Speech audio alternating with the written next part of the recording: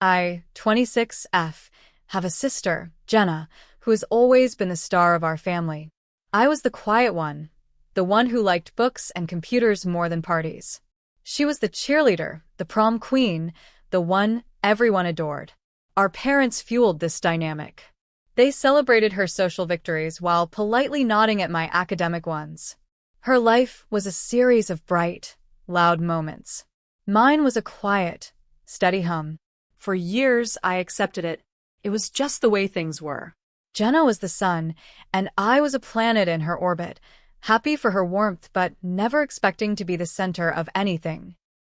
My failed business, as she called it, was my attempt to build my own world. It was a small tech startup focused on creating sustainable data storage solutions. It was niche, it was complicated, and it was not glamorous. To my family, it was a hobby that had gotten out of hand. They saw the long hours I worked in my small apartment. They saw that I was not making a six-figure salary yet. They saw it as a failure because it did not produce immediate, visible wealth. It did not matter that I was building something I believed in. It did not matter that I was getting recognized in small, specialized circles. To them, if it was not on a billboard, it was not real. The line was crossed at her engagement party. It was a lavish affair, funded mostly by her fiancé, Mark. He was a successful man, kind and intelligent, and I was genuinely happy for her. The party was held at a fancy downtown restaurant with a rooftop terrace. I stood by the edge, watching the city lights, trying to feel a part of the celebration. I wore a simple dress, the nicest one I owned, but I still felt out of place among the glittering guests. My mother found me there. She patted my arm, her smile a little too tight. "You look nice, honey," she said. "Are you having a good time?" "It's a beautiful party," I told her.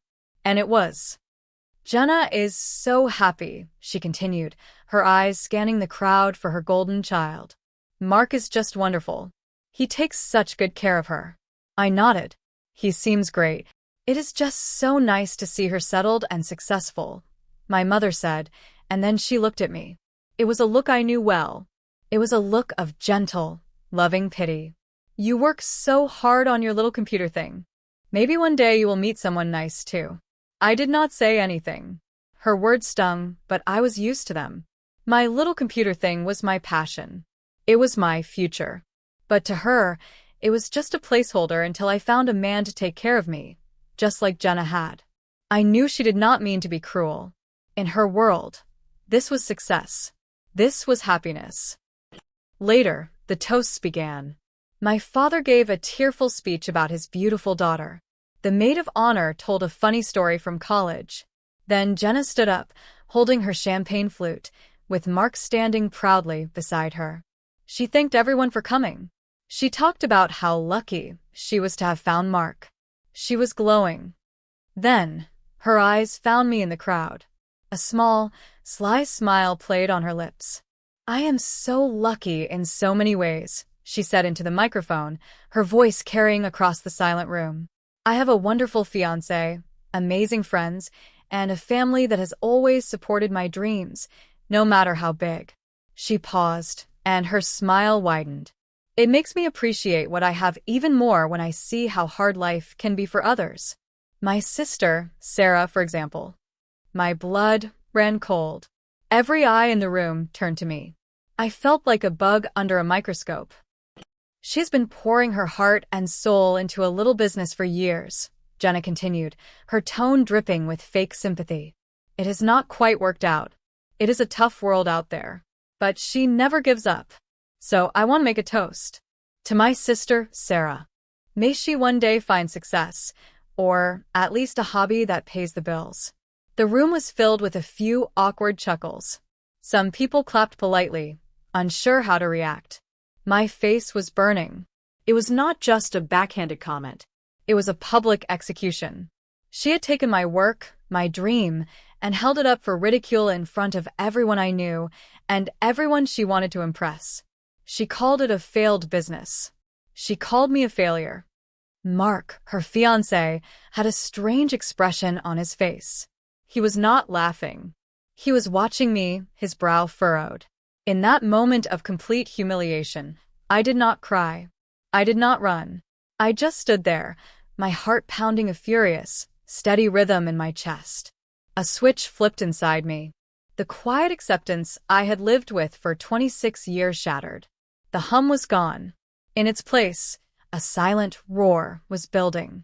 She had finally pushed me too far. This could not stand. I would not let it. The party continued around me, a blur of noise and motion. People carefully avoided my eyes. My parents shot me worried glances, but neither of them came over. They were orbiting Jenna, as always, basking in her light, even if that light had just been used to burn me. I felt a strange sense of calm settle over me. The initial shock and shame were hardening into something else. Resolve. I needed to get out of there. I slipped through the crowd, making my way towards the exit without saying goodbye to anyone. As I passed the main table, I overheard a snippet of conversation. One of Jenna's friends was whispering to another. That was so harsh. Why would she do that to her own sister? The other friend shrugged. Jenna's always been like that. She needs to be the best at everything. It was a small confirmation, but it mattered. It was not just in my head. Jenna's cruelty was visible to others. I pushed open the heavy glass door and stepped out into the cool night air. The city noise was a welcome relief from the forced cheerfulness inside. My phone buzzed in my purse. It was a text from my best friend, Chloe. She had not been able to make it to the party because of a work trip. The text read, "How's the party? Surviving the Jenna show." I leaned against the cold brick wall of the building and typed back a simple reply. You have no idea. A moment later, my phone rang. It was Chloe. I answered, my voice still shaky. "Hey," I said. "What happened?" Chloe asked, her voice instantly serious. "You sound awful. Tell me everything." So I did. I told her about my mother's pitying look. I told her about Jenna's toast, repeating the words that were now burned into my memory. She called my business a failure. In front of everyone. She toasted to me finding a hobby that pays the bills. Chloe was silent for a moment. Then she let out a string of curses that were both shocking and incredibly comforting. That is not just harsh, Sarah. That is malicious. That is a calculated move to put you down and make herself look better. What did your parents do? Nothing, I said, the word tasting like ash. They just stood there. They're probably telling her how funny her speech was right now. Of course they are, Chloe said, her voice laced with anger on my behalf. They have been enabling her behavior your entire life. This is what happens. It just keeps getting worse. I know, I whispered. But this was different, Chloe. This was public. She wanted to humiliate me. And she did. So, what are you going to do? Chloe asked. Her tone was not gentle. It was pointed. She knew me better than anyone. She knew I was not one to let things go, not when they truly mattered. I do not know yet, I admitted. But I am not going to just swallow this. I cannot. Not this time. Good, she said firmly. You have worked too hard. You are building something amazing. You are one of the smartest people I know. Do not you let her or any of them make you feel small. Talking to Chloe helped. It was like a splash of cold water, washing away the lingering shame and leaving only the cold, hard anger. I was not a failure. My business was not a failure. It was slow, yes. It was difficult, but it was innovative. I knew its potential, even if my family was blind to it. When I got home to my small apartment, the place that doubled as my office, I did not go to bed. I walked over to my whiteboard, the one covered in algorithms and project timelines.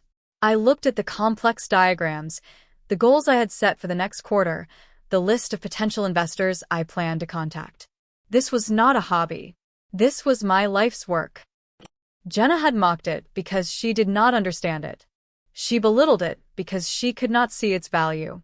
Her world was about immediate gratification, about appearances, about what other people thought. My world was about building something lasting, something meaningful. I thought about Mark, her fiancé. He was a tech investor. That was his world.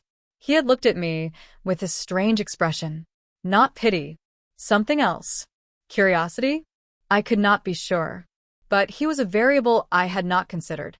Jenna had performed for him, trying to showcase her own shiny life by tarnishing mine. I wondered what he had really thought of her little show. The next morning, I woke up with a plan. It was not a grand, dramatic plan for revenge. It was small. It was quiet. It was about truth. I was not going to sink to her level. I was not going to get into a shouting match or cause a scene. I was simply going to correct the narrative. My business was not a failure, and I was going to make sure the right people knew it. My first step was to call my mother. I needed to understand where they stood, to see if there was any hope of support. I braced myself for the conversation. She answered on the second ring, her voice cheerful. "Sarah, honey, I was worried when you left so early last night. Are you okay?" "I am fine, Mom," I said, keeping my voice even. "I wanted to talk to you about something that happened at the party." "Oh," she said, her cheerfulness dimming slightly. "What about?" "About Jenna's toast," I said directly. What she said about my business was hurtful and embarrassing. There was a pause. Then my mother sighed, a sound I had heard 1,000 times before. It was the sigh of someone who did not want to deal with conflict. "Oh, honey, you know Jenna. She has a dramatic flair. She did not mean anything by it.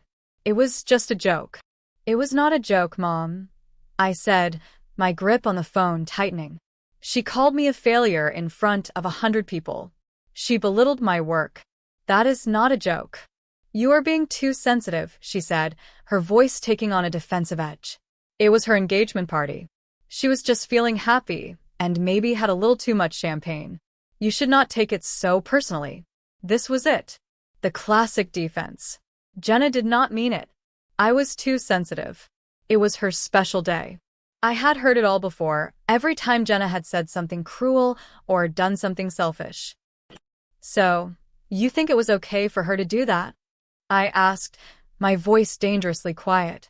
"I am not saying it was okay," my mother backtracked, sensing she was losing ground. "I am just saying you should try to understand. She is under a lot of pressure with the wedding. And she is so proud of Mark and the life they are building. Maybe she just misspoke." I felt a cold certainty settle in my stomach. There would be no help here. No valedas, Jen. Just excuses. She did not misspeak, Mom. She said exactly what she wanted to say. And you and Dad just stood there and let her. "What were we supposed to do?" she asked, her voice rising. "Make a scene at our own daughter's engagement party? Ruin her big moment because you got your feelings hurt?" Her words were a slap in the face. My feelings. As if they were a childish inconvenience. "So her big moment is more important than my dignity?" I asked. "This is ridiculous," she snapped. "Your sister loves you. You should be happy for her instead of trying to make this all about you. I am not going to discuss this anymore. Call me back when you are ready to be reasonable." She hung up. I stared at my phone, the silence ringing in my ears. I had expected it, but it still hurt. My own mother had chosen to protect the aggressor and blame the victim.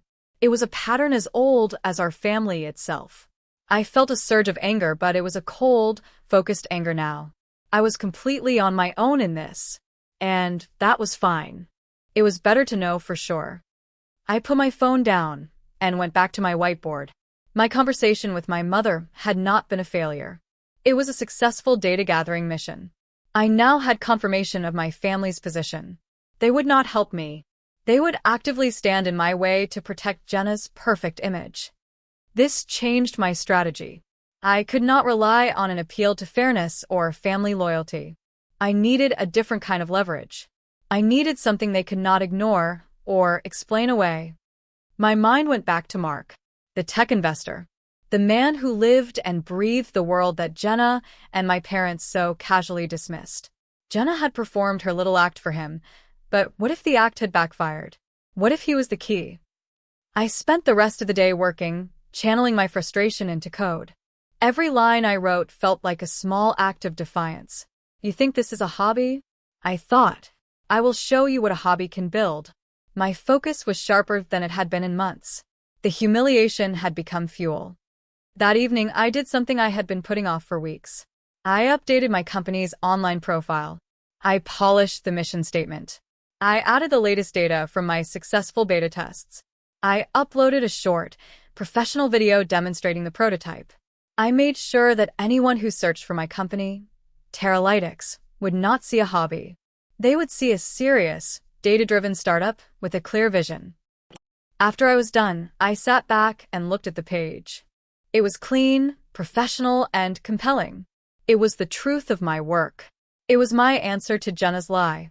I did not do it for her. I did it for me, and for anyone else who might be looking. A couple of days passed. I did not hear from my mother or father. I assumed they were giving me the silent treatment, waiting for me to apologize for being unreasonable. Jenna sent me a single text message. Hope you are not still mad. It was just a joke. Let's not make it a big deal. I did not reply. A non-apology was worse than silence. It was an insult to my intelligence. She was not sorry for what she did. She was sorry that I was upset because my being upset was an inconvenience to her. I spent those days buried in work. I reached out to a few industry contacts, people who understood what I was doing. Their positive feedback was a balm to my bruised ego. They saw the value. They saw the potential. It reinforced my belief that my family's opinion was not the one that mattered in the long run. Then, on Wednesday afternoon, I got an email. The subject line was simple. Introduction. My heart skipped a beat when I saw the sender's name. Mark Peterson, Jenna's fiancé. I opened it with trembling hands. The email was short and professional. Dear Sarah, it began. It was a pleasure to meet you briefly at the engagement party. Jenna has mentioned your work before, but I was intrigued by your sister's toast and decided to look up your company, Teralytics. The concept is fascinating. Your approach to decentralized, low-energy data archiving has significant potential, especially in the current market climate. I specialize in early-stage tech investments in the sustainability sector. I would be very interested to learn more about your business model and your plans for scaling. Would you be open to a brief meeting next week? I am available on Tuesday or Thursday afternoon. Best, Mark Peterson. I read the email 3 times. A slow smile spread across my face. This was it. This was the opening I had been waiting for. Jenna's attempt to humiliate me had backfired in the most spectacular way possible. She had inadvertently put my work directly on the radar of a potential key investor. An investor who happened to be her future husband. The irony was so thick I could taste it. She had tried to paint me as a failure to impress him, and in doing so, she had handed me the opportunity of a lifetime. My first instinct was to write back immediately, a triumphant yes. But I stopped myself. I needed to be strategic about this. This was not just about my business anymore. It was about setting the record straight. I forwarded the email to Chloe with a message. Look at this. What do you think? Her reply came back in minutes. OMG. This is better than a movie. You have to take this meeting. But you have to be careful, Sarah. This is complicated. He is still with her. Chloe was right. This was a minefield. Was Mark being genuine? Or was this some kind of trap? Was he trying to smooth things over for Jenna? I had to consider the possibility that this was not what it seemed. I thought about his words. Jenna has mentioned your work before. What had she told him? Clearly, she had downplayed it, or he would not have been so surprised by what he found online. His email was specific. He mentioned decentralized, low-energy data archiving. Those were not buzzwords. That was the core of my technology. He had done his homework. He was not just being polite. He was genuinely interested. This gave me a surge of confidence. He was a businessman. He saw a potential opportunity. His relationship with Jenna was secondary to that, at least in a professional context. But I still had to be cautious. I could not go into this meeting with guns blazing, complaining about my sister. I had to be professional. I had to let my work speak for itself. The best revenge would be my own success. I decided to play it cool. I waited a few hours before replying to Mark's email, as if I were busy and had just gotten around to it. Dear Mark, I wrote. Thank you for your interest in Teralytics. I am glad the concept resonates with you. I would be happy to discuss my business model and roadmap. Thursday afternoon works for me. Please let me know what time is convenient. Best, Sarah. It was professional, direct, and gave nothing away. It put the ball back in his court. He replied within the hour. Excellent. How about 2 p.m. at my office? The address is in my signature. My assistant will send a calendar invite. I look forward to it. The meeting was set. I had 4 days to prepare. 4 days to create the presentation that could change everything. Suddenly, my phone rang. It was Jenna. I hesitated, then answered. I needed to know what she wanted. Hey, she said, her voice breezy. I was just talking to Mark. He mentioned he emailed you. He did, I said, keeping my tone neutral. Yeah, he felt bad about that toast, she said, and I could hear the lie in her voice. He is just trying to be nice, you know? So, he looked up your little project. He is into all that nerdy tech stuff. I stayed silent. Let her talk. Anyway, she continued, I told him you are really busy and that you do not really like to mix business with family. So you probably should not bother with a meeting. It would just be awkward, right? He is just being polite. You do not want to waste his time. There it was. The warning. She was trying to scare me off.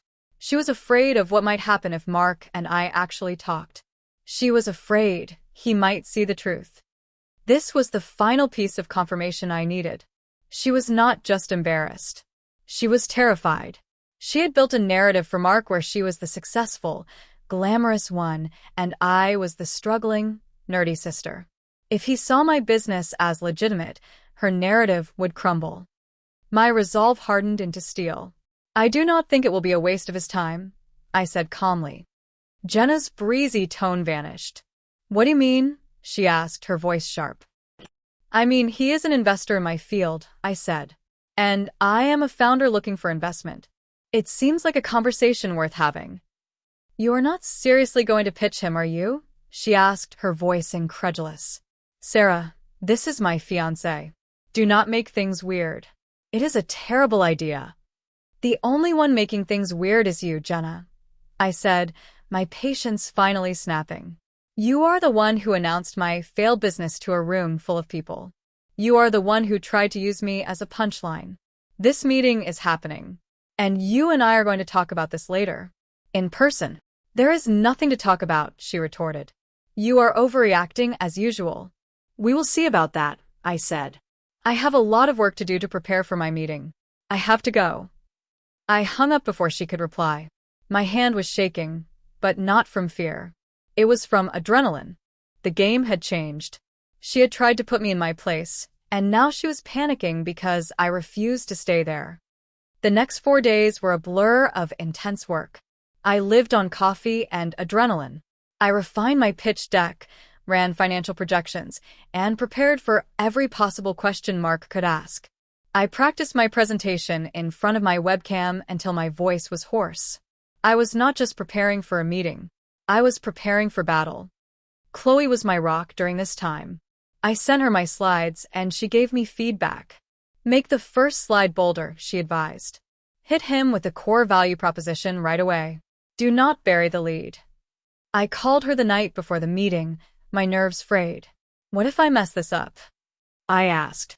What if Jenna is right, and I am just making a fool of myself? Stop it, Chloe said firmly. You are not a fool. You are a brilliant founder with a groundbreaking idea. Jenna is the fool. She is the one who is scared. Remember that. Walk into that office tomorrow like you own it because you do. This is your domain, not hers. Her words were exactly what I needed to hear. She was right. This was my world. Mark was not just Jenna's fiancé. He was a player in my industry. In that room, I would not be the little sister. I would be the CEO of Teralytics. On Thursday, I dressed carefully. Not in a stuffy suit, but in a sharp, modern outfit that felt like me.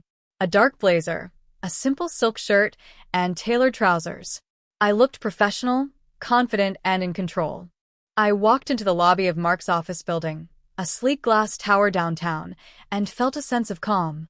I was ready. Mark's office was on the top floor, with a panoramic view of the city. His assistant led me into a large, sunlit conference room. Mark was already there, standing by the window. He turned as I entered and smiled. "Sarah," he said, walking forward and extending his hand. "Thanks for coming. Please have a seat." "Thanks for having me," I said, shaking his hand. His grip was firm and his eyes were direct. "Can I get you some water?" "Coffee," he asked. "Water would be great. Thank you," I said. As his assistant left to get the water, he sat down across the table from me. "So," he said, leaning forward slightly, Terralytics. "tell me everything. And do not give me the sanitized version. Give me the real founder's pitch. The passion, the problems, the vision." His directness was disarming. I took a deep breath. "Okay," I said. "The problem is that our global data is expanding exponentially, but our storage methods are not sustainable. Data centers consume enormous amounts of energy and have a huge carbon footprint. We are creating a digital landfill." He nodded, his eyes fixed on me. "I agree completely.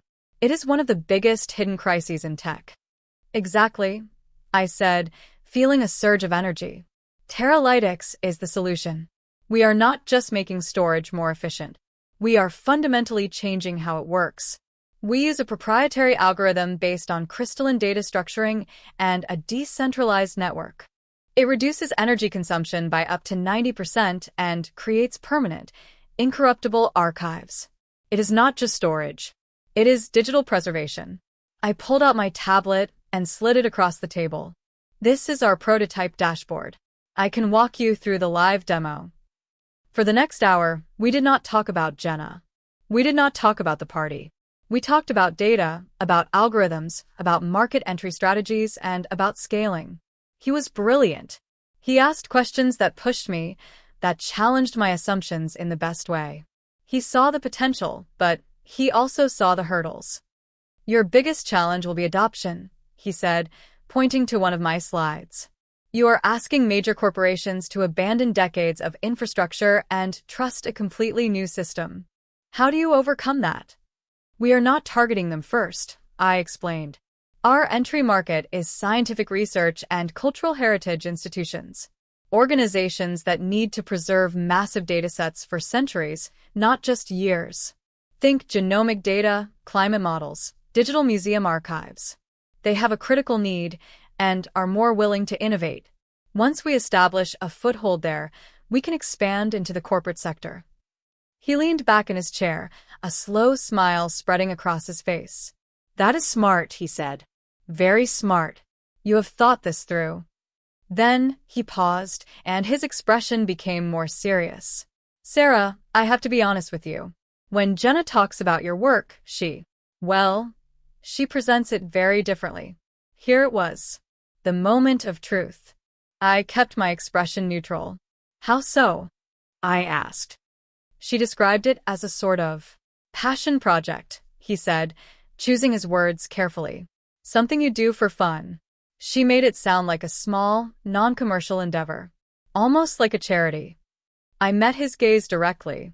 "And what do you think now?" I asked. He let out a short laugh. "I think your sister either does not understand what you do, or she has been deliberately misrepresenting it," he said bluntly. "What I just saw is not a hobby.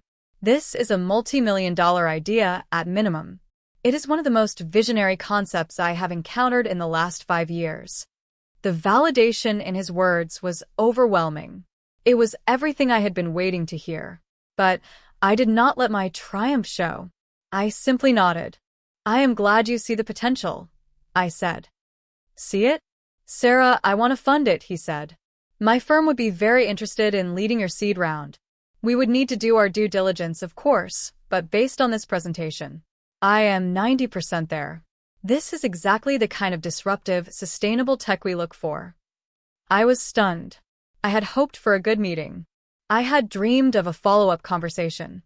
I had not expected an offer, right here, right now. I do not know what to say," I stammered. "Say you will think about it," he said with a smile. "Talk to your lawyer. We will draw up a term sheet. But I am serious. This is big." He stood up, and I stood up with him. He shook my hand again. I am sorry about what happened at the party, he said, his voice softer now. Jenna's toast was inappropriate. I hope you can believe that I did not know the reality of your work when she said that. I believe you, I said. And I did. His genuine enthusiasm was impossible to fake. Good, he said. This is a purely professional conversation, but I feel I owe you that personal apology as well. She was out of line. As I left his office and walked out into the bright afternoon sun, I felt like I was floating. It had happened. The tables had turned. My failed business was about to be funded by the very man my sister had tried to impress by mocking me. The first person I called was Chloe. I told her everything, from his sharp questions to his offer to fund the company. She screamed so loud I had to pull the phone away from my ear. This is it, she yelled. This is the ultimate revenge. Success. Pure, unadulterated success. What did he say about Jenna? He said she either did not understand my work or she was deliberately misrepresenting it. I told her. Bingo, Chloe said. He sees it. He sees her for what she is. Oh, this is delicious. So, what is your next move? My next move, I said, a slow, determined smile on my face, is a family dinner. I knew I had to face them. I had to confront Jenna, not with anger, but with facts. And I wanted to do it with my parents there as witnesses. They had enabled her for too long. It was time for them to see the consequences. I texted my mother. I would like to come over for dinner on Saturday. I need to talk to you and Dad and Jenna about something important. My mother, likely thinking I was coming to apologize and make peace, replied almost immediately. Of course, honey. We would love that. See you at 7-inch. The next 2 days were a strange mix of excitement and dread. A law firm Mark recommended sent over the preliminary term sheet. It was real. The numbers were real. The validation was real. Teralytics was on its way. At the same time, I was mentally preparing for the confrontation with my family. I went over it in my head 100 times. I knew Jenna would be defensive. I knew my parents would try to smooth things over.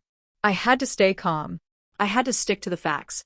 The truth was my only weapon, but now it was a powerful one. On Saturday evening, I drove to my parents' house, the house I grew up in. The house where the roles of golden child and quiet one had been cast. As I walked up the driveway, I felt a familiar knot of anxiety in my stomach. But this time it was different. It was mixed with a cold, hard resolve. I was not the same person who had left the engagement party in shame. I walked in, and the scene was exactly as I had pictured it.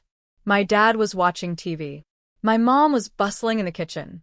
Jenna was on the sofa, scrolling through her phone, looking bored. She was wearing a new, expensive-looking sweater. Sarah, you are here, my mom said, wiping her hands on her apron and giving me a hug. It is so good to see you. We were so worried. I am fine, Mom, I said, pulling away gently. Jenna looked up from her phone, her expression unreadable. Hey, she said flatly. My dad muted the TV. Sarah. Good to see you, kiddo. We all sat down at the dining table. The air was thick with unspoken tension. My mother served the food, chattering nervously about the weather and a neighbor's new puppy. No one was eating much. Finally, I put down my fork. I said I wanted to talk about something. I began, my voice clear and steady. I want to talk about what happened at the engagement party. Jenna rolled her eyes. Oh my God, are you still on about that?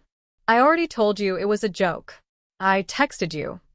A joke is something that both people find funny, I said calmly.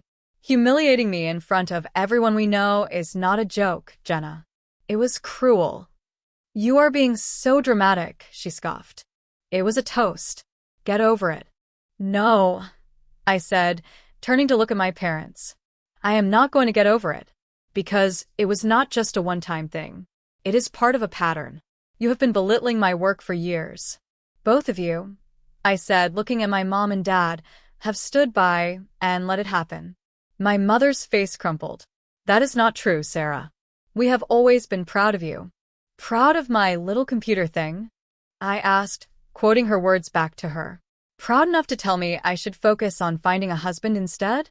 Proud enough to let Jenna call me a failure in public and then tell me I was being too sensitive. My father cleared his throat. Now, Sarah, that is not fair. Your mother, and I just want you to be happy. I was happy, I said, my voice rising slightly. I am happy. I am building something I am passionate about. Something that matters. But you cannot see that. None of you can. Because it does not fit into your definition of success. It is not as simple and shiny as marrying a rich man. Jenna slammed her fork down on the table. This is unbelievable. You are just jealous. You are jealous that I am getting married and I am happy, and you are all alone in your tiny apartment with your stupid, failing company. This is the moment. The confrontation is here. I feel a strange calm wash over me. The anger is gone, replaced by a cold, clear focus. I look her straight in the eye. My company is not failing, Jenna, I say, my voice dropping to a near whisper. The quietness makes it more powerful. Oh, really? She sneers. Did you suddenly win the lottery? Something like that, I reply. I had a meeting on Thursday, a pitch meeting with a potential investor. My mother perks up, sensing a change in the narrative. Oh, Sarah, that is wonderful. Who was it? I hold Jenna's gaze. I do not look away. It was with Mark Peterson, I say. The name hangs in the air. Jenna's smug expression freezes. Her face goes pale. My mother and father look back and forth between us, confused. Mark, my dad says. Jenna's Mark? Yes, I say. He reached out to me after the party. He was intrigued by your toast, Jenna. He decided to look up my failed business, and it turns out he was impressed. Very impressed. Jenna finds her voice, but it is shaky. He was just being polite. I told you that. He felt sorry for you. Does a polite, pitying person offer to lead a multi-million-dollar seed round? I ask. The silence in the room is absolute. My parents stare at me, their mouths slightly open. Jenna looks like she has been physically struck. What? My mother whispers. What did you say? Mark's investment firm is funding Teralytics, I state, simply and clearly. He thinks my idea is, and I quote, one of the most visionary concepts he has encountered in the last 5 years. He thinks it is a multi-million-dollar idea. He called me a CEO. I let the words sink in. I watched the dawning horror on my sister's face. I watched the utter confusion on my parents' faces. They have no framework for this. The quiet one, the failure, the nerdy sister with the hobby, was just validated by the very man they all admired. The man who was the source of Jenna's status. That is not possible, Jenna stammers. You are lying. Am I? I ask. I pull out my phone and open my email. I turn the screen towards them. Here is the term sheet from his firm's lawyers. You are welcome to read it. The numbers are all there. My dad leans forward, squinting at the screen. He does not understand the legal jargon, but he understands the numbers. He understands the letterhead from a prestigious law firm. He looks up at me, then at Jenna, then back at me. His entire perception of his 2 daughters is being rewritten in real time. So when you made that toast, I continue, my voice still calm, when you were mocking me and my work, you were actually mocking the very thing your fiancé sees as a brilliant investment. You tried to use my failure to make yourself look good in front of him. But you failed, Jenna. You did not just fail to humiliate me. You exposed yourself. Exposed what? She spits, but there is no fire in it. Just desperation. Your ignorance, I say. And your jealousy. Mark told me what you said about my company. You described it as a charity project. You deliberately misrepresented my work to him. Why? Because you could not stand the thought of me being successful on my own terms. You needed me to be the failure, so you could be the star. My mother finally speaks, her voice trembling. Jenna, is this true? Did you lie to Mark about your sister's work? Jenna does not answer. She just stares at her plate, her face white with fury and shame. Her silence is an admission. We had no idea, Sarah, My father says, his voice soft. We did not understand. I know, I say, and for the first time, I feel a pang of something like pity for them. They were blind, not malicious, but their blindness had enabled Jenna's cruelty for years. You did not understand because you never bothered to ask. You never took me or my work seriously. You just accepted Jenna's version of reality. I stand up. I am done. I have said what I came to say. I am not telling you this to gloat, I say, looking at each of them in turn. I am telling you this so that we are all clear on the facts. My business is not a failure. I am not a failure. And I will not be your family's punchline anymore. The dynamic we have all been playing along with for the last 20 years? It is over. From now on, you will treat me and my work with respect. If you cannot do that, then we have nothing more to say to each other. I turn and walk towards the door. No one tries to stop me. I can feel their eyes on my back. Just before I walk out, I pause and look back at Jenna. She is still sitting at the table, motionless. She looks small. By the way, I say, Mark and I have a follow-up meeting on Monday to finalize the deal. He said he is excited to be in business with me. He called me a visionary. Then I walk out, closing the door quietly behind me. The cool night air feels clean. I get in my car and drive away, not looking back. The knot in my stomach is gone. In its place is a feeling of lightness, of freedom. It is not just about the money or the business. It is about taking back my own story. The fallout was both immediate and gradual. My mother called me the next day, crying. I am so sorry, Sarah, she sobbed into the phone. We were so wrong. I'm so sorry. I am so proud of you. We are so proud of you. It was the apology I had wanted to hear for years, but now it felt thin. It was an apology born of my success, not of their empathy. They were proud now because an important man had told them to be. I appreciate that, Mom, I said, my voice polite but distant. But this is going to take time. You cannot just erase 20 years of behavior with one phone call. I know, she said. Whatever you need. We want to fix this. I ended the call feeling detached. Their desire to fix things felt more about easing their own guilt than about my feelings. The trust had been broken too many times. It would not be easily rebuilt. My father sent me a text. Sarah, I am ashamed of how I've treated you. I let your sister's voice be the only one I heard. I promise to do better. I would love for you to explain your business to me sometime. For real this time. It was a better apology. It acknowledged his role and showed a desire to change. I replied with a simple, "Thank you, Dad." I would like that it was a start. Jenna, however, was a different story. She did not call. She did not text. For a week, there was nothing but silence from her.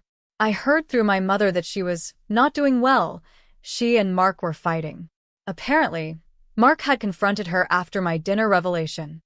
He had asked her point-blank why she lied to him about my work.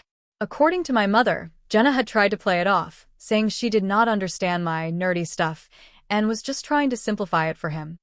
Mark, being the intelligent and direct person he was, had not bought it. He had told her that what she did was not a simplification, it was a malicious lie designed to belittle her sister. He told her it revealed a side of her character that he found deeply unattractive. Their perfect, shiny relationship suddenly had a very large crack in it.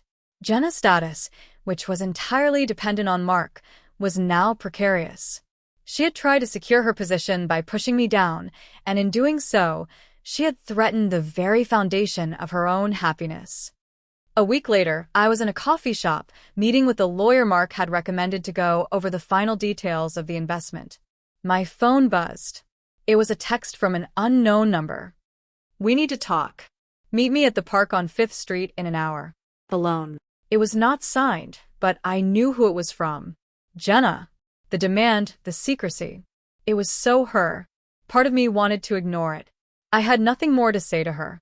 But another part of me was curious. What could she possibly want to say now? I told my lawyer I needed to step out for an hour, and went to the park. It was a gray, overcast day. I found her sitting on a bench near the fountain, huddled in a large coat, even though it was not that cold. She looked terrible. Her eyes were red and puffy, and she was not wearing any makeup. The usual polished gleam was gone. I stood in front of her, not sitting down. You wanted to talk, I said. She looked up at me, and for the first time in my life, I saw genuine desperation in her eyes.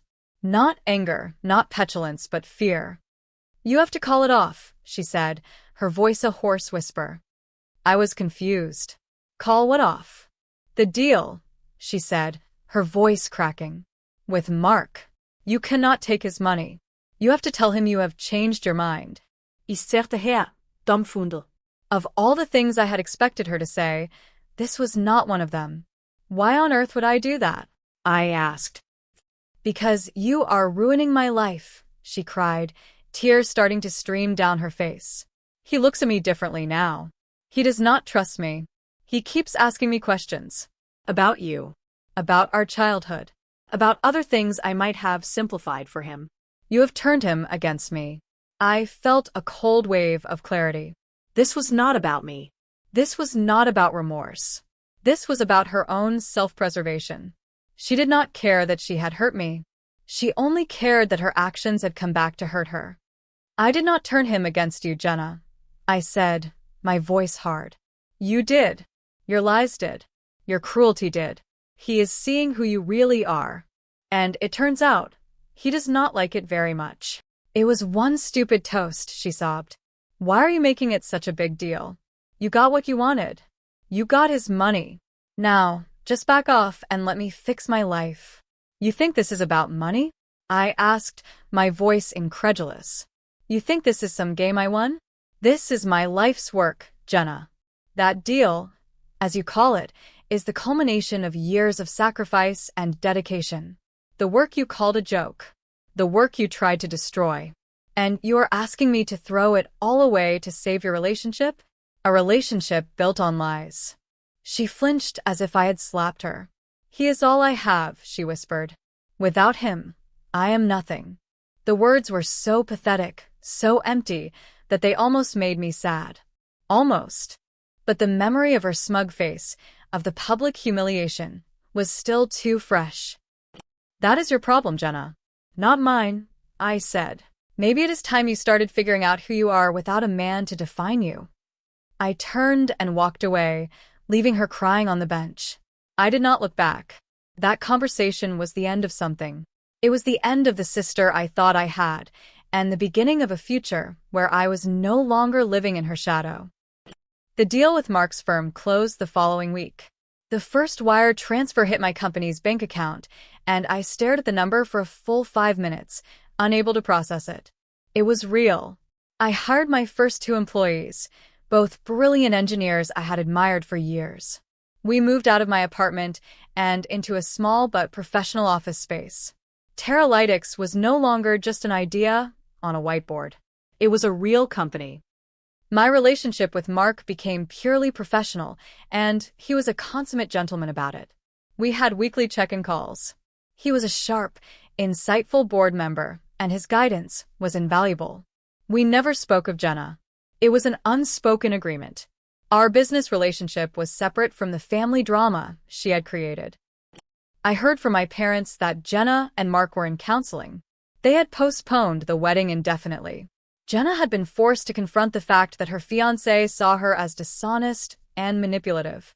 The glamorous future she had taken for granted was suddenly on shaky ground. She had to work to earn back his trust, something she had never had to do in her life. My relationship with my parents slowly began to heal, but it was different now.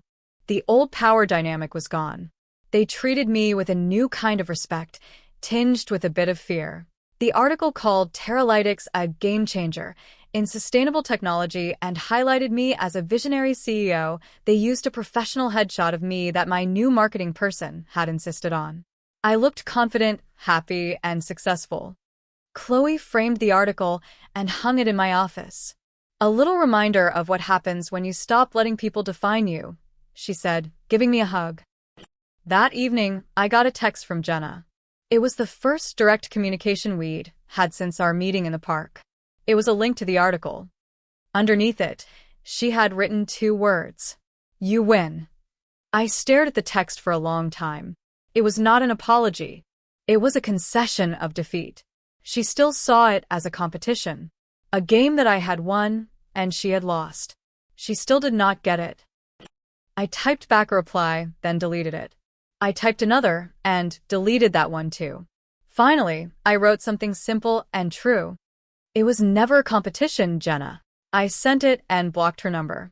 I did not need her validation. I did not need her concession. I did not need her in my life at all, not until she was willing to do the hard work of figuring out who she was. My life moved forward. My company grew. We secured a major contract with a national research institute, a huge victory that put us on the map. I started dating someone, a kind and funny architect who was impressed by my passion but was not in the tech world at all. He loved me for me, not for my company or my success. One day, about a year after the infamous engagement party, I was having lunch with my parents. They were still walking on eggshells around me, but it was getting more comfortable. My mother mentioned that Jenna and Mark had finally set a new wedding date. It was going to be a much smaller, quieter affair this time. She is different now, my mother said hesitantly. She is. Quieter. She is in therapy. She got a job. A real one, at an art gallery. She says she is trying to build something of her own. That is good, I said, and I meant it. I did not wish her ill. I just wished her a life that was not built on tearing mine down. She wants to see you, my mother added. She wants to apologize. Properly. I thought about it for a moment. The anger was long gone, replaced by a sort of weary peace. Okay, I said. Tell her to call me. Jenna called me a few days later. Her voice was different. The old breezy confidence was gone. She sounded smaller, more human. Can we meet? She asked. I want to apologize to you. Face to face. We met at the same coffee shop where I had taken the call that started it all. She was dressed simply, in jeans and a sweater. She looked like a normal person, not the glittering star I had grown up with. I am sorry, she said as soon as we sat down. There were no excuses. No justifications. What I did to you at the party, and for years before that, was horrible. It was born out of my own insecurity and jealousy. I was so used to being the center of attention, the successful one. When you started building something that was so uniquely yours, something I could not understand, it scared me. I felt like you were leaving me behind. She looked down at her hands. My entire life was about my reflection in other people's eyes. When Mark looked at you with respect, and then looked at me with disappointment, my whole world fell apart. It was the worst thing that ever happened to me, and it was the best thing that ever happened to me. What do you mean? I asked, genuinely curious now. It forced me to look at myself, she said. And I did not like what I saw. I was empty. Just a collection of achievements and other people's opinions. Mark and I almost broke up. We only got back together because I started going to therapy and actually working on myself. I had to build a me that was worth being with. She looked up, and her eyes were filled with tears, but they were different tears than the ones in the park. These were tears of regret, not self-pity. I am so proud of you, Sarah, she said, her voice thick with emotion. Not because of the articles or the money. I am proud of you for who you are, for how hard you worked, for building something real. I was too small to see it before. I am so sorry. I looked at my sister, really looked at her for the first time in years. And I saw a stranger, a person who had been broken and was slowly putting herself back together in a new, more honest way. Thank you, I said. I accept your apology. We talked for another hour. About her job at the gallery, which she genuinely loved. About her therapy. About the future. It was awkward and stilted at times, but it was real. It was the first real conversation we had ever had. I did not go to her wedding. It was still too soon. But I sent a gift, a beautiful piece of art from a local artist I knew. I included a simple card, wishing you both a lifetime of genuine happiness. Love, Sarah. My life continued to blossom. Teralytics became a leader in its field. I gave a TED Talk. I bought a house. I found a deep, quiet happiness that had nothing to do with external validation. Every now and then I think about that engagement party. I think about the sting of humiliation, the burning shame. It was a moment designed to break me. But it did not. It ignited me. It set me on a path that led to this life, a life that is fully and completely my own. Jenna's cruelty was the catalyst, but my success was my own creation. She tried to write my story for me, to cast me as the failed sister. But I took the pen back, and I wrote a much better ending. An ending where the visionary CEO was not the man she was marrying, but the woman she had tried to leave behind. And in the end, her greatest humiliation was not that she was wrong about me. It was that she was so wrong about herself. She finally learned that some failures are just successes you are too small to see. And some successes are not about winning, but about finally becoming whole.